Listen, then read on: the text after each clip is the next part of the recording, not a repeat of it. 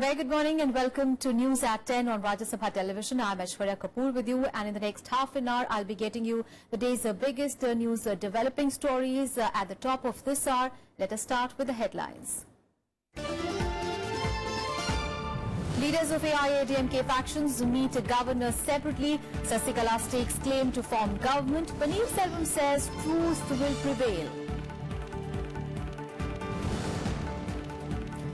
Nagaland governor declares entire process of elections to urban local bodies in state as null and void. This after violent protests in state, over 33% reservation to women in these polls. Uttar Pradesh all set for first phase of polling. 73 seats spread across 15 districts will vote on Saturday.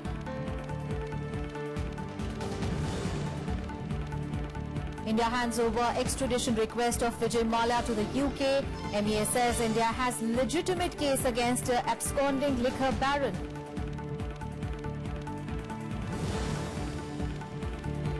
And US President Donald Trump likely to approach the Supreme Court after an appeals court refuses to reinstate his controversial travel ban. Well, our top focus continues to be the political developments in Tamil Nadu. Now, the two rival factions of the AIADMK have met the governors separately, while Sasikala has staked a claim to form the next government in the state. Pannerselvam has reportedly explained the circumstances under which he backed Sasikala for the top legislator leader party post. The leaders of the rival factions of the AIADMK separately meeting Tamil Nadu Governor Vidyasagar Rao in Chennai on Thursday evening. Pannerselvam, the caretaker chief minister, submitting a memorandum that reportedly explains the circumstances leading to his endorsing Sasikala for CM's post at the party meet on Sunday. Sasikala also meeting the governor for 40 minutes and staking claim to form the next government, saying that she has the majority of about 131 MLAs. நம்முடைய தமிழகத்தினுடைய ஆளுநர் அவர்களை சந்தித்துவிட்டு தமிழகத்திலே நடைபெற்றுக் கொண்டிருக்கின்ற அத்தனை விவரங்களையும் விரிவாக பேசி வந்திருக்கிறோம். உறுதியாக நல்லது நடக்கும். தர்மம் தன் வாழ்வதை சூதுக்கவும் மீண்டும் உறுதியாக தர்மமே வெல்லும்.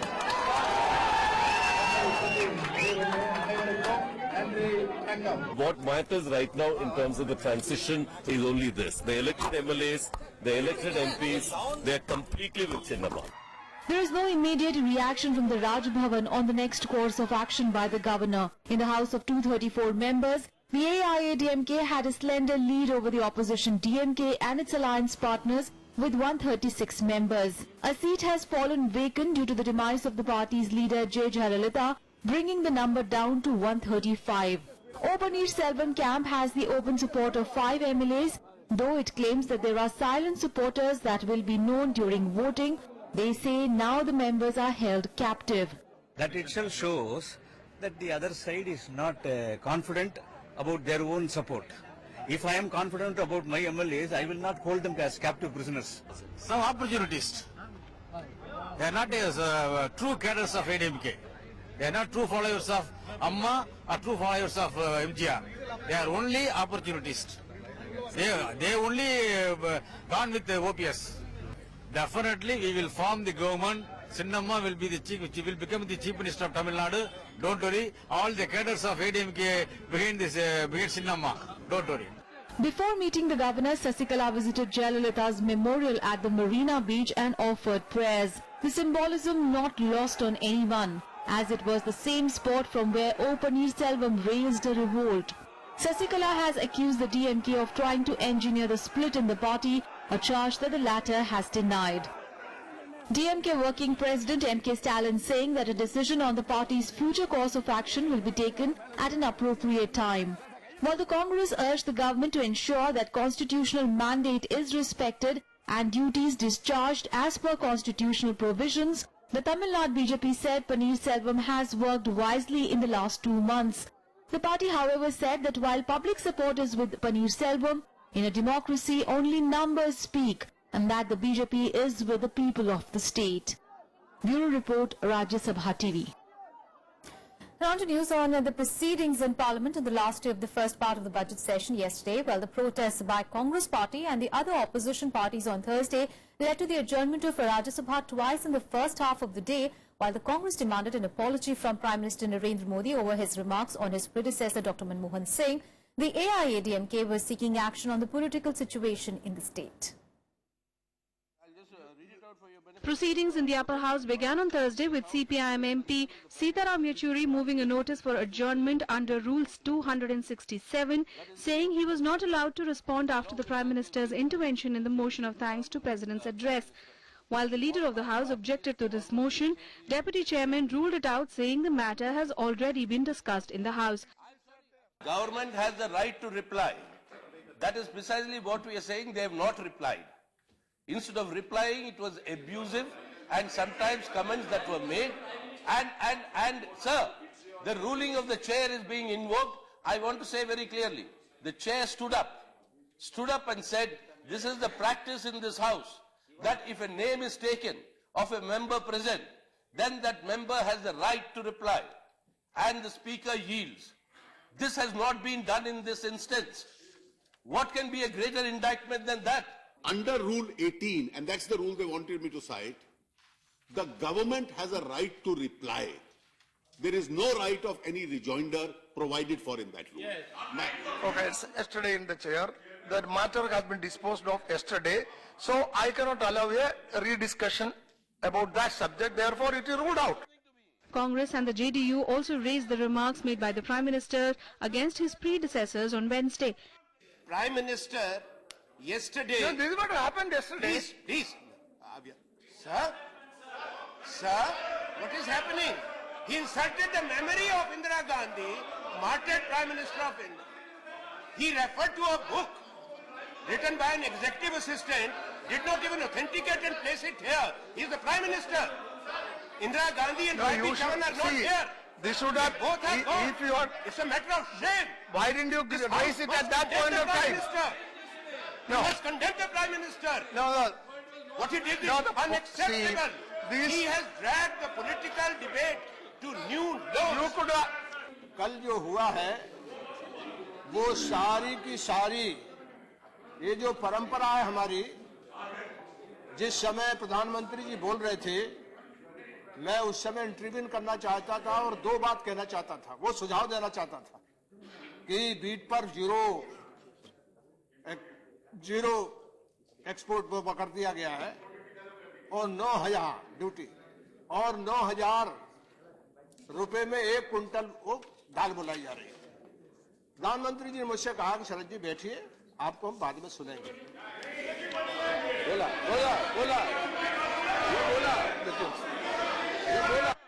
With the ruling benches countering them vociferously, Congress members trooped into the well raising slogans demanding an apology from the Prime Minister. AIADMK members too were in the well of the House demanding that Tamil Nadu Governor C. Vidyasagar Rao should discharge his constitutional duty by swearing in VK Sasikala as the Chief Minister without wasting any more time. This led to an adjournment till 12 p.m. House is adjourned up to 12:00 hours. 12:00 hours. The protest continued during question hour as well, leading to another adjournment till 2 p.m. Vishal Daya's report for Rajya Sabha TV. And staying with Parliament, well, opposition parties on Thursday tore into the government for presenting what they called was a disappointing budget. The former Finance Minister P. Chidambaram termed the note ban as a terrible decision and alleged that corruption and black money have continued to thrive even after 8th of November. Prime Minister was not told that 2,400 crore individual currency notes are going to be demonetized. He was not told that. Absolutely. He was not told that. Nor was he told that the printing capacity of all the 4 printing presses is only 300 crore notes a month. Any Prime Minister who's told that I am declaring illegal 2,400 crore notes, but my capacity to print is only 300 crore notes, would have immediately done the arithmetic and said, Baba, this will take 8 months to print these notes. If the Prime Minister knew that, he would not say things will become normal in a few days, and the finance minister would not have said things will become normal next Wednesday. Finance minister said things will become normal next Wednesday. Nor was the Prime Minister told that if the size and shape of the note is changed, the ATM machine will not accept it, not dispense notes. The Pepsi bottle will not fit into the Coca-Cola bottle machine. The Coca-Cola bottle will not fit into the Pepsi machine. This is elementary. And they took 2 months to recalibrate, and take it from me, many ATMs have still not been recalibrated. Just walk with me, come with me. I did a 500-kilometer tour only 4 days ago. I drove from Tiruchi to Pamban, near Rameshwaram, and drove back to Tanjavur. Every ATM on the road is closed. In my town of Karaikudi, I asked my people to go and take photographs at between 9:30 and 10. They went to 26 ATMs, all 26 closed. I went to Tirumala. Every bank has got a branch in Tirumala, and every branch has got an ATM. Every ATM was closed. You still want to believe? You still want to believe that ATMs are functioning? These notes. Well, the former finance minister also criticized the Prime Minister Narendra Modi over the words that he chose to attack his predecessor, Dr. Manmohan Singh. Now, initiating the discussion on the union budget, Chidambaram accused the government of inventing a new narrative every day. He also called demonetization the biggest scam of 2016, saying that he saw his first 2,000 rupee notes 4 days after it came into circulation, while many were caught with crores worth new notes slashed away.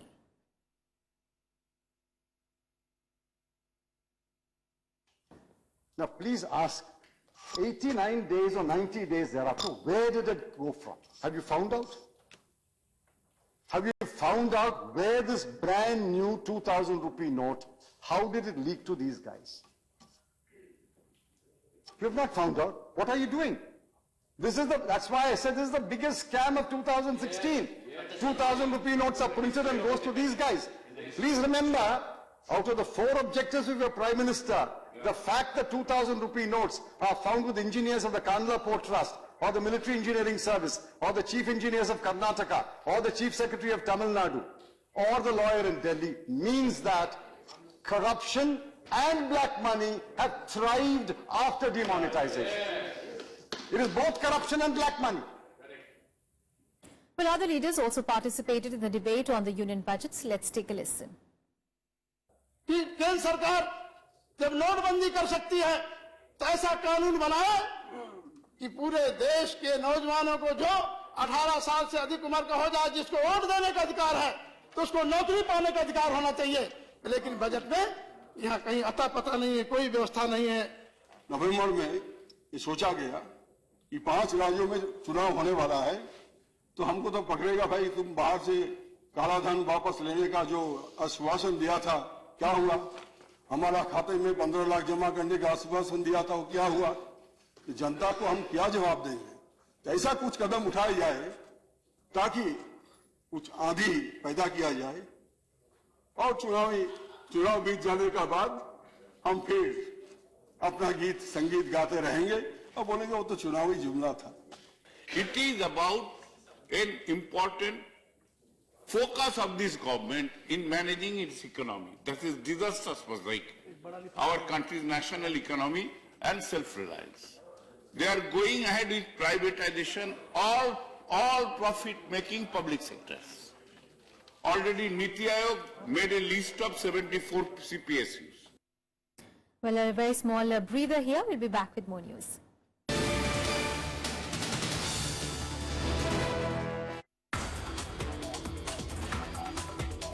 I work primarily in the area of algorithms.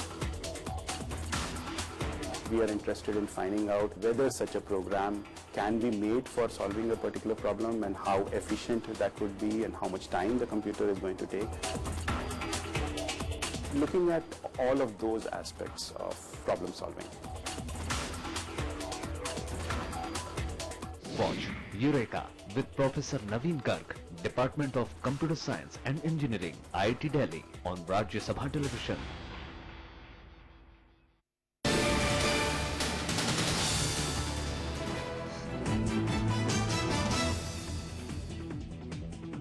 Welcome back. You're watching News at 10. Now, election bugle will be sounded off in the country's largest state as Uttar Pradesh begins voting in 7 phases from tomorrow.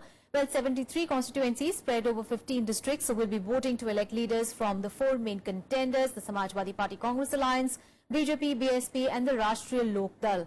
Well, the first phase is expected to see a nail-biting finish with all the parties trying to woo Muslim voters in the districts, including riot-scarred Muzaffarnagar as well as Shamli. Now, BJP has yet again fielded Muzaffarnagar riot-accused MLA Sangeet Singh Som and Suresh Rana on Sardana and Thana Bhawan seats. Remember, Phase 1 will also decide the fate of around 25 VIP seats in the region. Now, these include Noida, where Pankaj Singh, son of Union Home Minister Rajnath Singh, is there, and Atrauli, where Sandeep Singh, the grandson of former UP Chief Minister Kalyan Singh, they both will be vying for their maiden entry in the UP Assembly.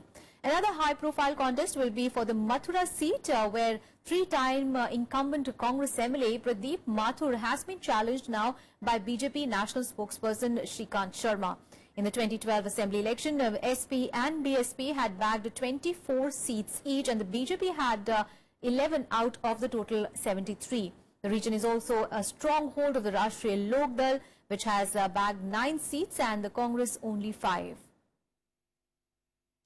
हमने अपने election officials को ये निर्देश भी दे दिए हैं कि वो हमारे आचार संहिता का अनुपालन और उसका कार्यान्वयन बिना किसी भेदभाव के, बिना किसी पॉलिटिकल पार्टी में डिस्क्रिमिनेट किए हुए उसका इम्प्लीमेंटेशन सुनिश्चित करें।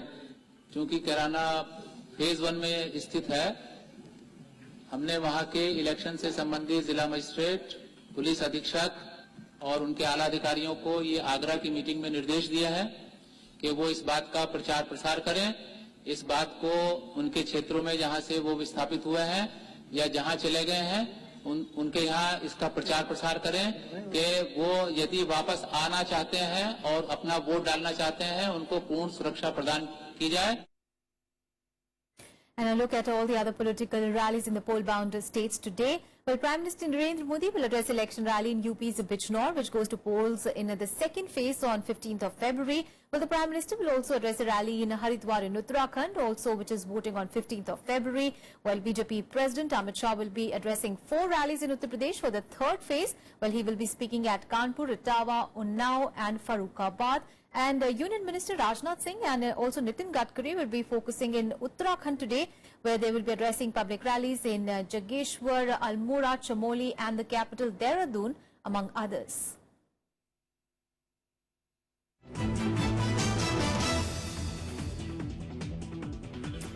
And in a first-of-its-kind event, now a 3-day National Women's Parliament will be conducted in Amravati on the outskirts of Vijayawada in Andhra Pradesh from today. Well, this event aims at strengthening the sense of social responsibility among women of India.